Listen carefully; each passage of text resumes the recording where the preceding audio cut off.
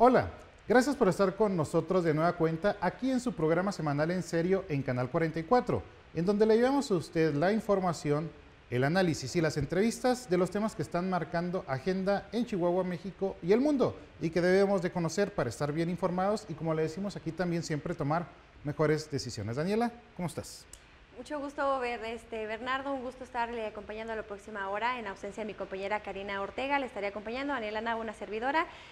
Vámonos con información. Vamos a empezar, como usted ya sabe, con el tema, con la sección de la polémica. El primer tema que estaremos abordando es que se presentó por parte del gobierno federal el Plan Hídrico 2024-2030. 16 obras de infraestructura importante para dotar de agua a sectores del país, pero ¿qué cree? En Chihuahua no se va a desarrollar absolutamente ni uno. En Chihuahua también están en alerta los ganaderos por la presencia de una plaga, un gusano conocido como el barrenador, que ahorita pudiera generar ahí varios riesgos al sector ganadero. Le estaremos hablando también a lo largo de esta hora. Como tema número 3 estaremos abordando, se llevó a cabo el 20 de noviembre el tradicional desfile por inicio de la revolución. Bueno, un desfile que sigue congregando a miles de familias chihuahuenses, particularmente a los niños, por los carros alegóricos, todo lo que se presenta en el desfile. Pero el prietote en el arroz fue el cierre de las principales calles del centro de la ciudad por donde iba a pasar el desfile, generó un impresionante congestionamiento vial. Ya hay que empezar a plantear aquí que el desfile se lleva a cabo también en el día inhábil y no en día hábil como sucedió en este año. Así es. Y otro de los temas es la desaparición de los organismos autónomos. El gobierno federal ya dio esta indicación y le veremos pláticas sobre lo que va a repercutir y cómo es que se va a llevar a cabo este proceso. En el segmento de entrevista nos acompañará en esta ocasión José de Jesús Granillo. Él es el secretario de Hacienda del gobierno del estado de Chihuahua y nos viene a hablar de muchísimas cosas, de este programa de borrón y cuenta nueva que está dando resultados, pero también cómo están integrando el paquete económico 2025 para el estado. Se tienen buenas expectativas pese a que el panorama a nivel nacional no es tan optimista en cuanto a crecimiento económico. Aquí sí se espera que crezcan los ingresos y se estará presentando un proyecto ya la siguiente semana. Será pues un programa muy interesante para que usted nos acompañe durante los próximos minutos, donde hablaremos en serio como usted lo merece. Daniela, quédese con nosotros. Comenzamos.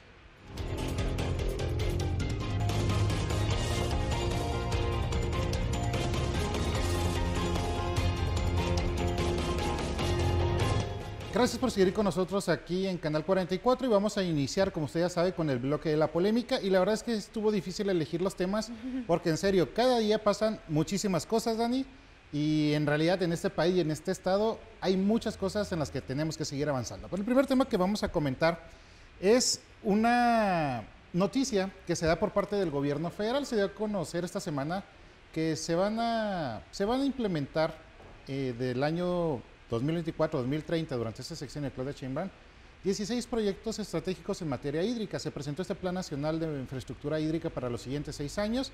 ¿Y qué cree? En el estado de Chihuahua no va a haber absolutamente nada. Cuando estamos atravesando una de las peores sequías, no se había presentado una sequía así en 30 años, simplemente para el gobierno federal no va a haber ni una sola obra de infraestructura importante, ni de almacenamiento de agua, ni de acueductos, ni de nada que pueda llegar a surtir a Chihuahua, a las familias en el tema del vital líquido o que sirva para el campo. Tan grave está la situación, Daniela, que ¿qué ha sucedido? Que ni siquiera va a haber este ciclo agrícola para el siguiente año. O sea, no va a haber cultivos, no se van a sembrar muchos de los productos que se generan aquí en Chihuahua. Y el gobierno federal, bueno, pues pareciera como si aquí en Chihuahua tuviéramos agua de sobra. Y como si no supiera la personalidad de los agricultores, ¿no? No se hable del cierre otra vez de las presas, que vuelva a haber ahí disputas entre agricultores y elementos de la Guardia Nacional, que en su momento fueron los que generaron ahí un problema grave por el tema de la apertura de las presas. Definitivamente Chihuahua pues es un estado desértico y por tanto pues la sequía yo creo que es un problema que seguirá por meses y los siglos pues sí, y los siglos. Es la constante. Y que por esa razón debería Chihuahua siempre ser prioritario en este tipo de temas. Sí, pero pues nos sorprendió, digo, les presentaron con bombo y platillo este plan hídrico para Chihuahua y ¿qué creen? No van a hacer absolutamente nada para los siguientes 6 años. ¿Qué sí van a hacer? Van a revisar las concesiones de agua. Se anunció por parte de la Conagua que se iban a revisar cerca de 360,000 concesiones que están otorgadas a lo largo del país que son los famosos pozos, ¿no?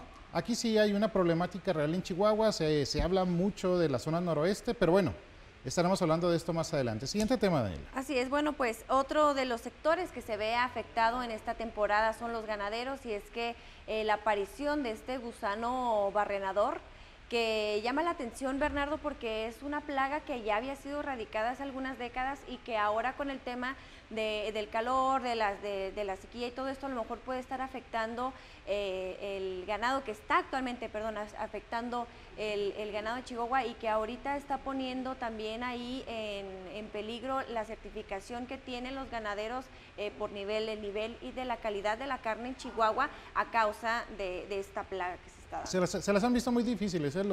La gente que se dedica a exportar ganado principalmente se la ha visto complicado porque, aunado al precio internacional, al tipo de cambio, que bueno, podría ser uno de los factores que les beneficia, se les está complicando el tema del cruce, y justo este tema de las regulaciones sanitarias son muy estrictas. ¿Por qué?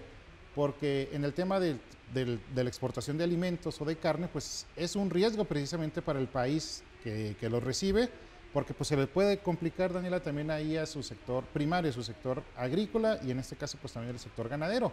Se dio a conocer por parte de la gobernadora y por parte del presidente de la Unión Ganadera un programa especial para tratar de evitar que esta plaga siga creciendo, esta plaga que está afectando al ganado principalmente del centro del país, pero que ya hay algunos casos en Chihuahua, para evitar precisamente esa certificación, porque si se pierde esa certificación, entonces se cierra completamente la frontera para que los productores pudiesen vender.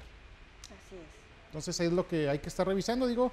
Se complica el tema del agua, ahora se nos está complicando el tema también de la producción, y híjole, es un 2025 que ojalá, Daniela, nos fuera bien en el sentido de decir, bueno, pues salimos adelante pese a todas las circunstancias, pero el panorama se está poniendo desde el punto de vista, al menos en materia de recursos naturales, muy complicado. Vamos al tercer tema, y este tiene que ver con que, pues, un tema un tanto más ameno. Se llevó a cabo durante esta semana el desfile del 20 de noviembre, digo, el tradicional desfile que se hace año con motivo de los inicios de la Revolución Mexicana. Hubo previamente algunas sesiones en el Congreso del Estado en Cuchillo Parado para conmemorar precisamente el inicio de esta gesta revolucionaria, y ya el tradicional desfile que sí sigue congregando a muchos ciudadanos, a muchos padres de familia, a muchas familias, a muchos niños, para ir a ver este espectáculo. ¿Qué es lo que se le puso como tachita? Que yo creo que sí es algo que debemos de analizar, Daniela, para los próximos años. Pues como recorrieron los días inhábiles y ahora los hicieron que se pegaran para fines de semana, es decir, viernes o lunes, pues lo que sucede es que llevan a cabo el desfile cuando es un día hábil, es un día normal. Entonces las avenidas que hubo alrededor, o sea, las avenidas que cerraron para que pasara el desfile, pues un caos vehicular, para no decir más feo. Claro, ¿no? Sobre todo porque principalmente decenas y cientos de trabajadores de gobierno que tienen que acudir al centro a sus labores, generaron ahí un cuello de botella impresionante en todo el Teófilo Borunda, afectando diversos otros sectores de la ciudad, justamente por esta ya incoherencia de hacer un desfile o sea, entiendo que se haga el 20 de noviembre, ok, bien, pero que no se recorriera a lunes, con la intención, Bernardo, de únicamente beneficiar a escuelas o incluso a los mismos burócratas de tomarse todo el fin de semana completo. Y vamos a ser muy realistas, ¿quiénes son las personas que salen de puente para realizar un viaje? Pues nada más la gente que realmente tiene dinero. Y los demás, pues aquí estamos sábado y domingo, y bueno, a algunos toca venir a trabajar también días inhábiles, pero la mayoría de la gente pues no se lleva más que el beneficio, en el caso de los padres de familia, de no llevar a sus hijos el lunes. Sí, pues lo que se debe hacer es que el día inhábil que se recorre, pues en ese día inhábil que se haga el desfile para evitar estos problemas. Pero bueno, pues es algo que el siguiente año vamos a estar dándole a ver si logramos hacer este cambio aquí en Chihuahua, y si ya que el 20 de noviembre simplemente se haga una conmemoración.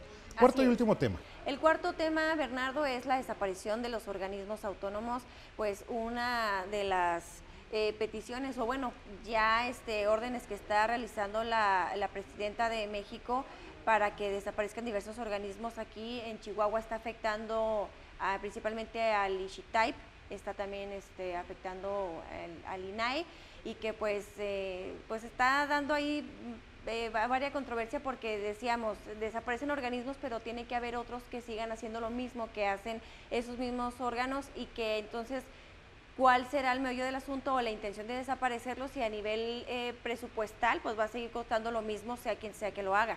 Sí, o sea, se supone que dicen desaparecemos los organismos autónomos, pero esas funciones las absorbe el gobierno. Por ejemplo, el tema de la transparencia, ahora el gobierno va a ser transparente y también va a ver quién conteste las solicitudes de información. Pero en la práctica se va a complicar mucho. ¿Por qué? Porque parte de las fortalezas, por ejemplo, de los organismos autónomos es que al ser autónomos del Poder Ejecutivo, al ser autónomos de gobierno, bueno, pues podían ejercer esa presión. Porque, por ejemplo, en temas muy sensibles de obras o de contratos millonarios, pues la transparencia era lo que había permitido que no hubiera la corrupción descaradísima que se presentaban en sexenios anteriores. Entonces, pasa lo mismo. Se me quedó grabada una frase que nos dijeron aquí en un programa, Daniel, hace ya algunas entrevistas o hace ya algunos meses. Decían, por ejemplo, cuando se traían de un ala al INE, ¿no? Es que el INE, que lo vamos a desaparecer y esto que nos cuesta tantos millones de pesos. Bueno, pero nos cuesta tanto, pero nos va a costar más no tenerlo. Y yo creo que eso es lo que va a pasar con los organismos autónomos. Ahorita cuestan, claro, pero nos va a costar más a los mexicanos, vía corrupción, y se acuerda de mí, el que no existan. Finalmente vamos a seguir teniendo un detrimento patrimonial. ¿Por qué? Porque ahora, pues como no van a tener vigilancia, o el mismo que los va a vigilar es el mismo que trabaja en la oficina de gobierno, pues no se van a hacer absolutamente ni un solo daño. Pero bueno, el golpe a nivel federal ya se dio, ya se desaparecieron los organismos autónomos, y ahora lo que resta pues es la opacidad, como en la década de los 60s, de los 70s y para abajo. Vamos nosotros así a una pausa comercial y regresamos.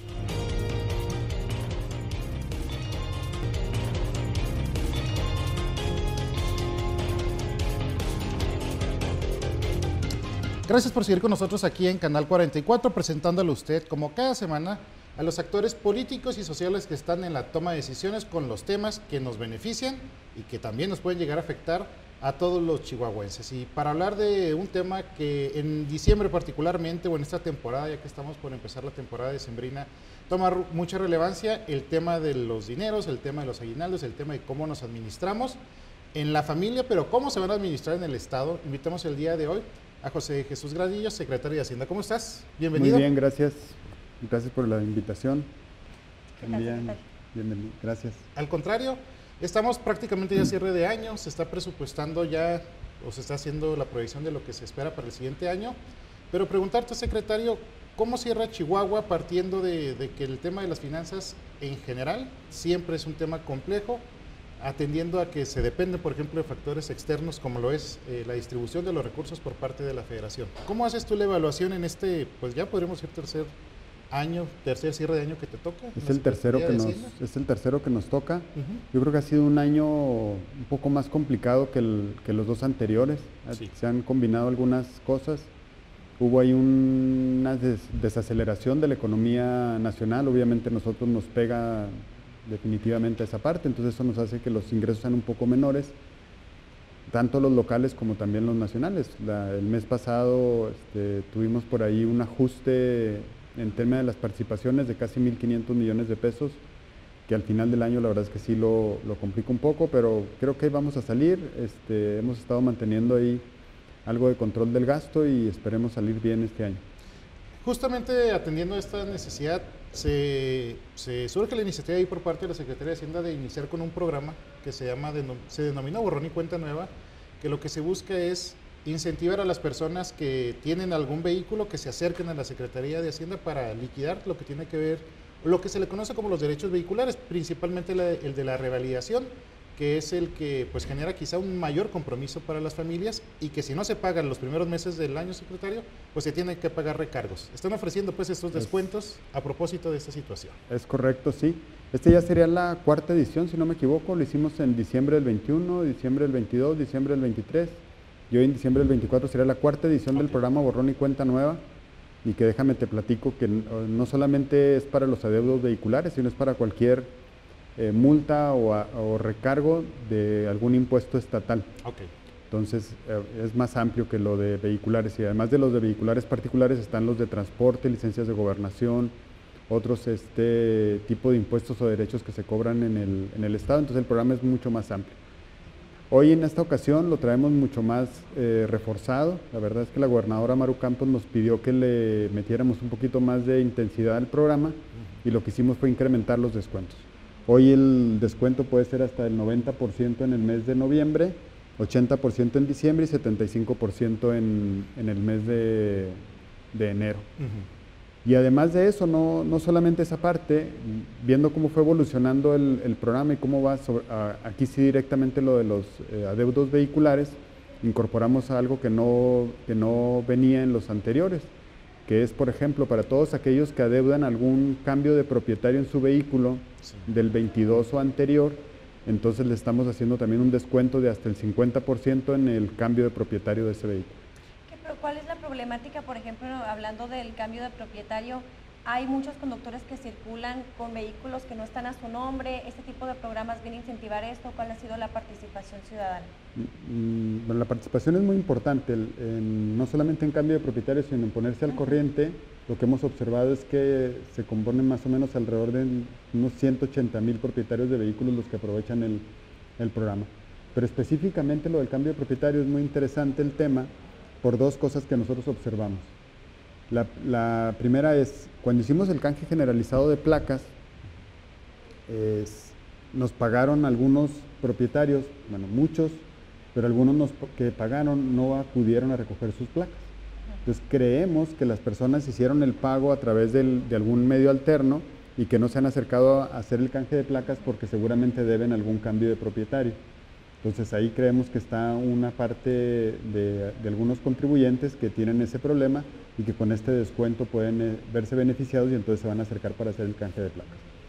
Lo otro es, y eso lo observamos durante el 2022 cuando el canje generalizado, nos encontramos con muchos propietarios de vehículos que tenían varios cambios de propietario. Es decir, si tú compras el vehículo y no haces el cambio de propietario, duras con él 1 año, 2 años y luego lo vendes a otra persona y no hace el cambio de propietario tampoco, entonces vas acumulando varios cambios de propietario. Cuando ya lleva 2 o 3, entonces el último que vaya tiene que pagar todos los que están. Entonces es costoso, llega a ser costoso el tema. Entonces creemos que con este programa podemos beneficiar a esas personas para que se regularicen y tengan lo positivo, que es justamente lo que mencionaba, en el sentido de que si vendiste el vehículo y andas circulando a tu nombre, pero tú ya no lo traes, es un riesgo para ti. Claro. Y si compraste el vehículo y no lo traes a tu nombre, pues es una irregularidad. Entonces se pueden ver beneficiados tanto el que lo vendió y que está el vehículo a su nombre y anda circulando con otra persona, como el que lo tiene para que esté a su nombre. Creo que es una buena oportunidad para que se pongan al corriente a un buen costo. En este sentido nos comentabas que se ha tenido una buena respuesta por parte de la ciudadanía. Y aquí sí hay que hacer el comentario, secretario, de que desde que llegaste ayer a la Secretaría de Hacienda se hicieron algunos cambios importantes. Uno de ellos es acercar precisamente estos métodos alternos para que a la gente se les sea más fácil pagar. Ya no que se tenga que ir a formar, que hay mucha gente que le sigue gustando ir a recaudación de rentas y hacer la fila, pero que está habiendo una muy buena respuesta por parte de la ciudadanía en el tema de WhatsApp. ¿Cómo pueden acceder pues a este WhatsApp para hacer las consultas y los pagos? Mira, bien fácil. Primero, los descuentos todos están ya cargados en el sistema. Okay. Entonces, mediante cualquier tipo de ventanilla que te acerques o medio de pago del que te acerques, ya van a estar los descuentos disponibles. No tienes que ir a la ventanilla para solicitar el descuento, ese ya está puesto. Y entonces lo que hicimos fue abrir una ventana de una variedad, un abanico de opciones, entre ellas el WhatsApp, el chat de Messenger, también del Facebook también está disponible. Tenemos la página de iPagos donde puedes descargar el estado de cuenta y si quieres pagar con tarjeta de crédito o débito lo puedes hacer a través de la misma página o solamente imprimir el estado de cuenta y presentarse en alguna tienda de autoservicio, tienda de conveniencia o una ventanilla bancaria cuando vas a hacer algún otro trámite, con ese lo puedes pagar.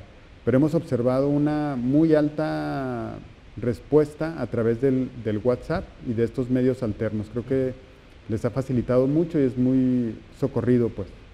Pero finalmente se tuvo que tomar esa decisión porque pues es difícil a veces implementar los cambios en tratándose, por ejemplo, de ingresos. Y hacía yo la referencia porque estuviste aquí hace algunos años, recuerdo, secretario, y nos decía, solo hay 2 lugares en Chihuahua donde no aceptan tarjeta de débito para pagar. Uno son las casetas de Chihuahua y otro es una nevería, que en la nevería siguen sin aceptar. Pero ya, fíjate, ya mejor se implementó en las casetas y ya se puede, por ejemplo, pagar las casetas con tarjetas de débito y ha estado funcionando el sistema. Muy bien. Se implementó esto y se toma una decisión pues de implementar políticas públicas pues para acercar o facilitar a la gente, ya han estado funcionando, es lo que te quiero preguntar, o cómo lo perciben ustedes. No, ha tenido un éxito muy, muy importante este tipo de medios de pago. En las casetas, por ejemplo, ha hecho la diferencia total. O sea, para los dueños de flotillas, por ejemplo, es mucho más fácil controlar el gasto a través de una tarjeta de débito, ya no tienes que darle dinero en efectivo al chofer del camión o al operador de la unidad. A través de la tarjeta de débito pueden controlar perfectamente el pago de las casetas. Se ha incrementado muchísimo el pago a través de la tarjeta de crédito o de débito, y a nosotros nos permite manejar muchísimo mejor el dinero al no manejar cantidades de dinero tan grandes en efectivo. La respuesta ha sido muy, muy, muy buena. En el caso, por ejemplo, de las recaudaciones, no solamente el uso del WhatsApp o de otros medios alternos ha permitido que no haya aglomeraciones. Tú lo habrás visto, que ya no se ven esas largas filas en las recaudaciones. Sí, 200, 300 turnos eran. Que tenemos varias maneras de hacerlo, y ha ido poco a poco, pero ha ido migrando la sociedad a utilizar esos medios. La otra es, pues no es que sea un asunto de que estemos inventando el agua tibia, es la tecnología, es lo que viene ya. En las compras, por ejemplo, pues agarras el teléfono, abres una aplicación y empiezas a comprar, no tienes que moverte a ningún otro lado. Imagínate nosotros que no solamente que es ir a pagar y tienes que ir a molestarte para ir a pagar, tenemos que generar condiciones para que eso sea. Claro, pues son temas importantes que hay que ir tomando en cuenta, pero tenemos que ir a una pausa comercial, secretario, y regresamos después del corte comercial con más de esta entrevista.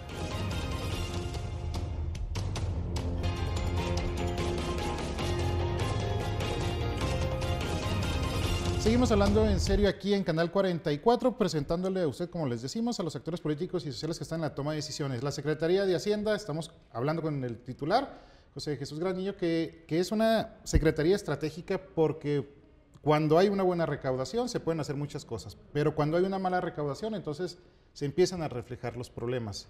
Y estamos viendo, secretario, más allá de un tema partidista, que a nivel federal los ingresos presupuestados para el siguiente año no va a ser un año pues de bonanza a nivel federal, y eso pues obliga a los estados, incluido por supuesto Chihuahua, a tener que ser creativos, a tratar de implementar estrategias para que no se caiga precisamente la recaudación, porque el estado tiene que seguir operando.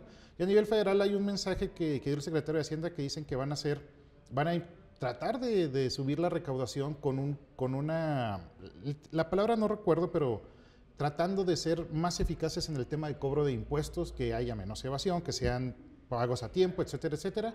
Y aquí a nivel estatal, ¿cómo se está previendo el panorama para el 2025? Y si también se va a aplicar, pues no sé, algún programa especial para que se cumpla con el pago de los impuestos, de los cuales el Estado pues tiene que hacer el cobro. Bueno, lo primero que estaremos haciendo nosotros es, siguiendo con la dinámica que traíamos ya desde el primer presupuesto que presentamos, y es presentar un presupuesto que sea responsable. Y que no sea deficitario, porque veníamos de... Y que no sea deficitario. Entonces tienen las dos cosas. Cuando digo que sea responsable es poner cantidades reales que se pueden llegar a recaudar en función de indicadores que sean alcanzables, que sean reales, para no ir a poner, voy a recaudar una determinada cantidad de dinero que sabes que no lo vas a lograr, entonces a la larga eso te va a generar un déficit, un problema. Entonces tenemos que hacer presupuestos que sean responsables, tanto en el ingreso, para hacerlos realistas en lo que sí se puede hacer, como en el egreso, para que sea balanceado con lo que vas a recibir y orientado hacia las prioridades que se tienen que hacer. Es una de las primeras cosas. Seguimos comprometidos en generar presupuestos sin déficit. Creo que hemos ido avanzando bastante bien en esa parte, y hemos ido reduciendo los adeudos que el Estado tiene, las condiciones en las que el Estado compra y en las que el Estado paga. Entonces tenemos que seguir manteniéndonos en esa misma ruta. ¿Cómo le va a hacer ahorita gobierno estatal para subsanar? Hablábamos de ese recorte que tenemos por parte de la Federación, aunado a varios problemas que hay ahorita en el sector agrícola, principalmente con el tema de la sequía.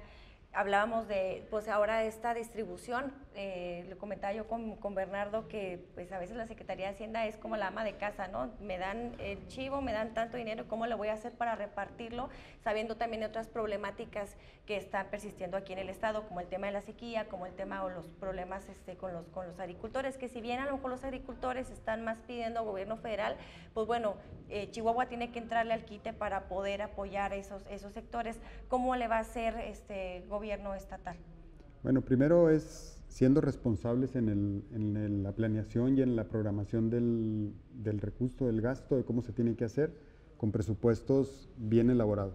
Algo que nos ha ayudado muchísimo es mantener procesos y procedimientos claros para no ir a comprometer recursos que no existen y las necesidades que se vayan teniendo, irlas metiendo en el presupuesto. Por ejemplo, hoy en el que estamos preparando el paquete, estamos atendiendo las instrucciones de la gobernadora con respecto, por ejemplo, el caso específico de la sequía, de la sesión del Comité de Protección Civil, el Consejo de Protección Civil, donde ya se declaró otra vez en sequía el Estado y la perspectiva que se veía es que seguiría para el siguiente ejercicio.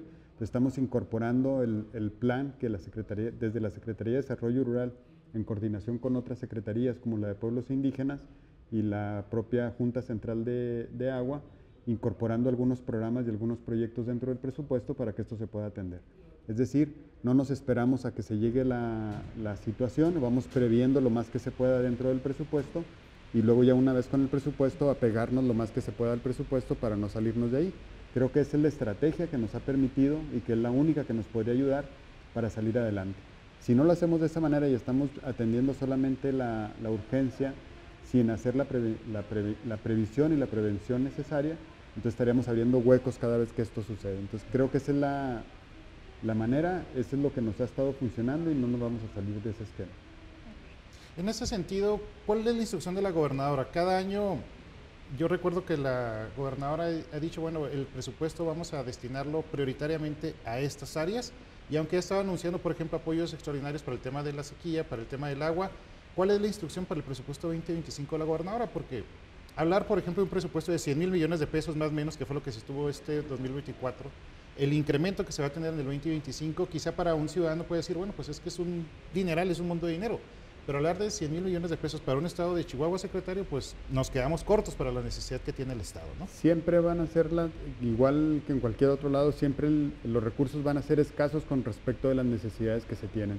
Eso es algo con lo que vamos a tener que vivir siempre, no es de ahorita, ni es único, siempre va a ser esa situación. Entonces tenemos que ser muy creativos para poder atender las prioridades. Entonces en ese sentido la gobernadora ha sido muy clara en el sentido de cuidar la seguridad en el estado, cuidar las condiciones de educación, las de salud, por ejemplo como con Medi Chihuahua, la educación, tenemos que mantenerla, tenemos que cuidarla, son partes prioritarias que son las bases que nos deben de servir para salir adelante. Ya cada uno de los secretarios estará preparando de manera específica algún programa estratégico especial y estaremos viendo la manera de que se ponga en el presupuesto y lo podamos sacar adelante. Pero sí es muy, muy relevante y sobre todo viendo que hay cosas que no podemos mover. Por ejemplo, tenemos que tener dinero suficiente para pagar a pensionados y jubilados, tenemos que tener dinero suficiente para los maestros, para pagar los maestros, para pagar los aguinaldos, para pagar el uso común pues, del gobierno, el diario de cada día, ¿no? La gasolina, los servicios básicos, todo, para que esto pueda funcionar de manera ordenada. Sí, adelante. Bueno, yo nada más iba a comentar, la gobernadora había tenido una muy buena relación con Claudia Sheinbaum antes de que fuera a tomar la protesta como presidenta de México. ¿Cómo se siente ahorita la Secretaría con a lo mejor ese acercamiento que tuvo el estado de Chihuahua en su momento y que ahorita pareciera como si se tratara de ayudar o apoyar solamente a los estados morenistas y que nosotros por ser panistas a lo mejor se nos haya privado un poquito de esos apoyos o de ese recorte presupuestal? Bueno, el primer asunto es, desde la transición la gobernadora se reunió con la presidenta Sheinbaum. Creo que fue en el primer bloque de reuniones que tuvo la presidenta con los gobernadores en la transición, fue precisamente donde estuvo la gobernadora. Le entregó un paquete de proyectos prioritarios para el estado, fueron bien recibidos. En la sesión creo que fue de los proyectos o de los programas que se presentaron más estructurados, entonces creemos que puede haber una buena respuesta. En algunas de las declaraciones de la presidenta hay algunas cosas que están mencionadas, incluidas, entonces esperemos que eso tenga buena salida, como por ejemplo todo lo que tiene que ver con carreteras para salida al mar. Entonces creo que puede ser una buena opción. El gobierno está empezando, están recién presentando su primer presupuesto. Creo que hay un buen plan, entonces estaremos atentos nosotros y pendientes y buscando la manera de tener los recursos suficientes para poder hacer los empates que sean necesarios.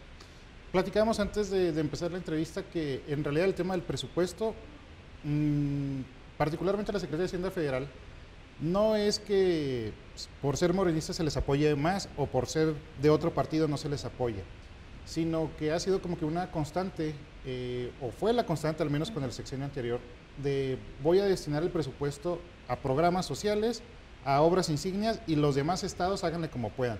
Y vemos una tendencia, secretario, digo, eliminamos el factor partidista, pero sí vemos una tendencia, al menos así se observa desde fuera, que la federación cada vez se hace menos cargo de sus responsabilidades. Por ejemplo, en materia de salud, se abandonó el tema de las medicinas.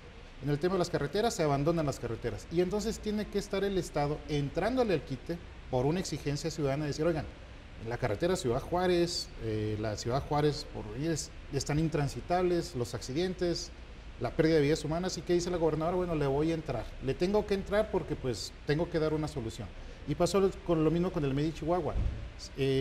Había una necesidad del tema de salud y yo como federación, como Estado, le tengo que entrar, aunque sea una responsabilidad federal. Entonces, ¿qué hacer ante esta tendencia o cómo han sentido ustedes esta situación, independientemente o dejando de lado el tema partidista, de que sí cada vez la federación parece que no se hace responsable de sus temas, pero quiere que el Estado lo solucione? Yo creo que es un asunto ambivalente, tienen que ser las dos cosas, justo como lo acabas de decir. Si hay necesidades en salud, tenemos que entrarle a sacarlos adelante los problemas de salud. Si hay necesidad de meterle el mantenimiento de las carreteras federales, dentro de las posibilidades tenemos que hacerlo para ponerlo. Y cuando digo ambivalente es que también tenemos que hacer la otra parte. Si es responsabilidad de la federación, nosotros es responsabilidad presentarle los proyectos que sean necesarios para tratar de bajar la mayor cantidad de recursos posible. No podemos darlo como un hecho de que no lo van a hacer. Necesitamos poner proyectos, necesitamos hacer las peticiones, necesitamos hacer las solicitudes, necesitamos tener la relación. No lo podemos dejar por sentado. Sí tenemos que entrarle nosotros a resolver las cosas en la medida de lo posible, pero también tenemos la obligación de estarle diciendo al gobierno federal, oye, me falta esto, me falta aquello, necesitamos ponerle aquí está este proyecto, aquí está esta contraparte, aquí está esta parte que tenemos que hacer. Tenemos que manejar con las dos cosas. No podemos dejar por sentado una cosa y decir, eso va a ser así y entonces ya así lo dejamos. Ni tampoco podemos decir, oye, es solamente responsabilidad del gobierno federal y yo no voy a hacer nada. Voy a hacer lo que esté a mi alcance y no voy a dejar de presentar los proyectos para que nos sigan apoyando con eso. Sí, porque de repente se me figura como que una posición como de la federación, sobre todo en el abandono de las carreteras, bueno, pues que el Estado le haga y si quiere, pero el problema son los ciudadanos. Vamos a una pausa comercial muy breve, secretario, y regresamos después de esta pausa.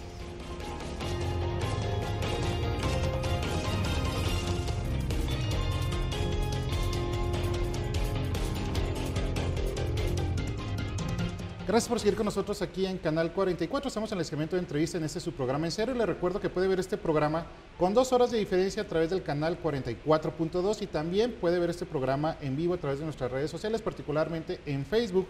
Si tiene ahí su teléfono celular, agregue el nuevo Facebook del canal 44 Chihuahua, para que usted esté informado 24/7 de lo que pasa en Chihuahua, México y el mundo. Estamos con el secretario de Hacienda, preguntando de estos temas ya en el cierre de lo que es el año y lo que viene para el siguiente ejercicio fiscal.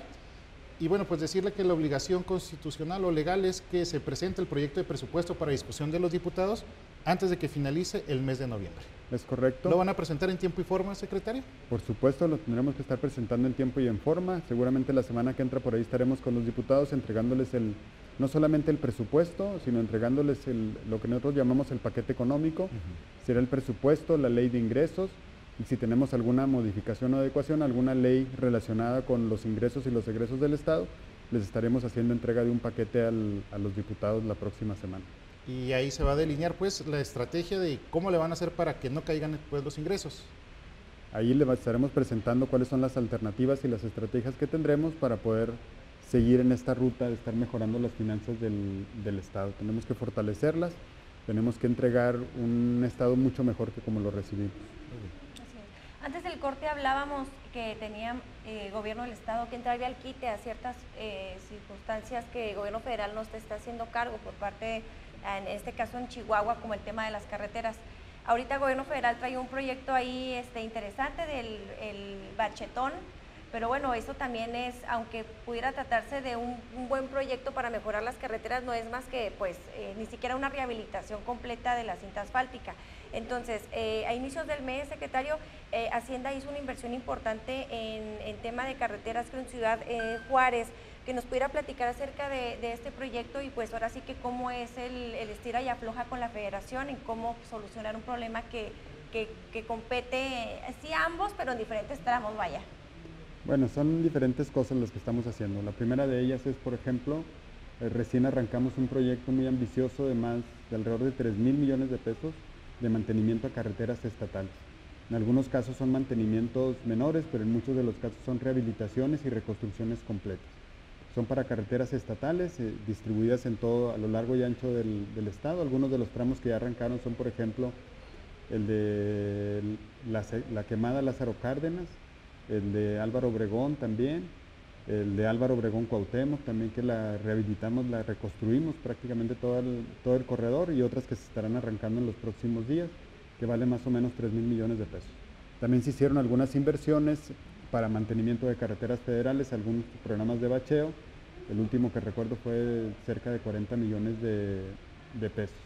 Yo creo que lo que la Federación está haciendo en este momento, quiero pensar que es solamente lo de cierre del año, un último arrancón en estos últimos meses, que esperemos que nos ayude a mejorar las condiciones de las carreteras federales, y que en el presupuesto que viene y el año que entra, ya con un poquito más de amplitud, hagan un programa mucho más intenso para poder dar mantenimiento. Nosotros, por nuestra parte, además de lo que estamos haciendo en las carreteras estatales, hicimos una inversión muy importante de caminos rurales de más de 200 millones de pesos, implementado entre la Secretaría de Desarrollo Rural y la Secretaría de Comunicaciones y Obras Públicas, para todos aquellos caminos vecinales, sacacosechas, de mantenimiento, que son alimentadores a las carreteras, que nos ha dado un muy buen resultado, y estamos pensando en replicarlo también para el próximo año. Una de las situaciones, secretario, que bueno, de momento aquí en Chihuahua pareciese que no están en debate, pero sí a nivel nacional, la desaparición de los organismos autónomos, que ya se dio esta semana, ya se aprobó, dejar únicamente algunos que tienen que ver con el TEMEC, pero aquí en Chihuahua pues es esta pregunta que surge de repente, bueno, aquí en Chihuahua, ¿qué va a pasar con los organismos autónomos? Porque finalmente también en el tema del presupuesto, pues los tienen que contemplar, y aquí en Chihuahua los organismos autónomos no es el espíritu de la gobernadora desaparecerlos, sino mantenerlos, porque se tiene esa perspectiva de que benefician a la ciudadanía, sobre todo ejercicios de transparencia, de derechos humanos y demás que crearon precisamente y que surgieron de una necesidad ciudadana en su momento.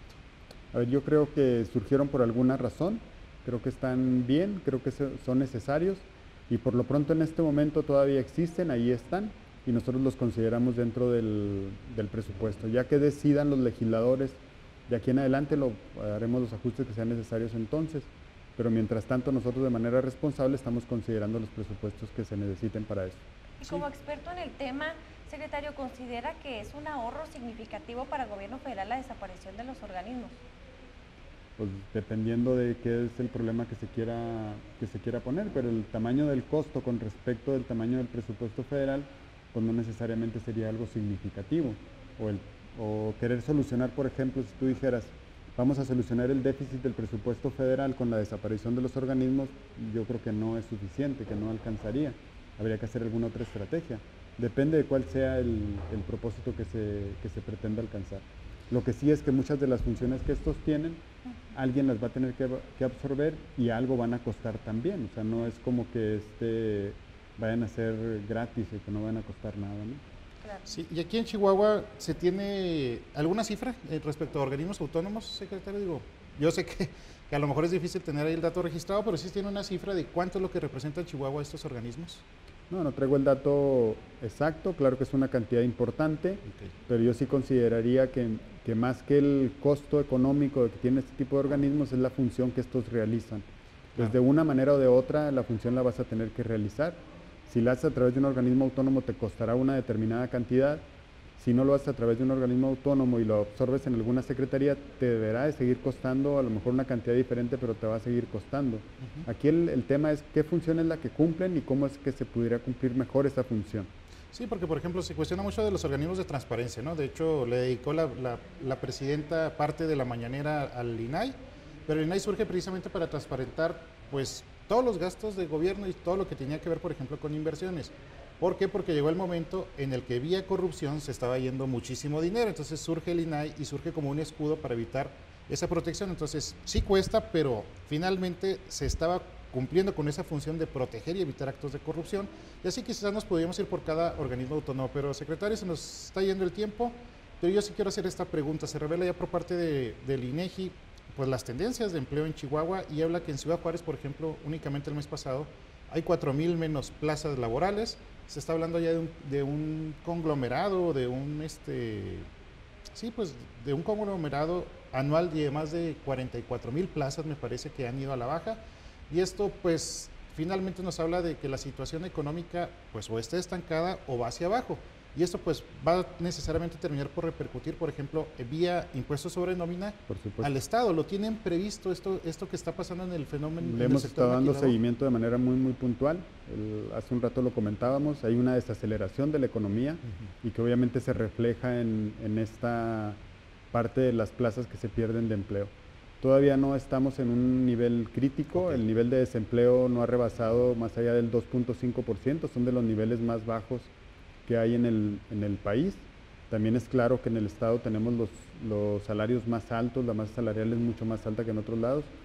También hoy en la mañana escuchaba un dato de crecimiento económico, parece que ya el primer semestre creció un poquito más de lo que se tenía previsto, entonces eso nos da algún indicador de que puede estar ya mejorando otra vez la condición económica.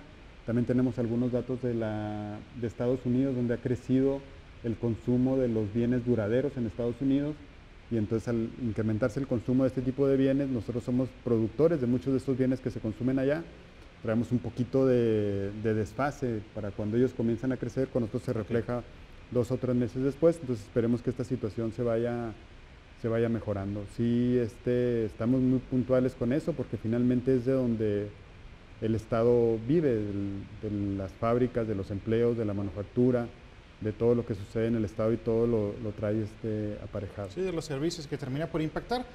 Bueno, sí, pues es un dato que hay que estar dándole seguimiento, secretario, y vamos a ver finalmente cómo pinta el 2025. De entrada, pues te agradecemos que hayas acudido aquí a Canal 44 a compartirnos toda esta información. Y bueno, pues aprovechamos que ya estamos casi en diciembre para desearte feliz Navidad.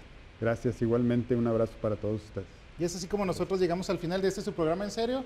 Ya sabe, Daniela y un servidor lo esperamos domingo a domingo a las 11 de la mañana, justo después de la misa a través del canal 44.1 y a las 8 de la noche en esta misma sintonía, mientras que el día sábado usted nos puede sintonizar a las 4 de la tarde. Dani. Así es, muchísimas gracias Bernardo, gracias secretario, nos vemos el siguiente.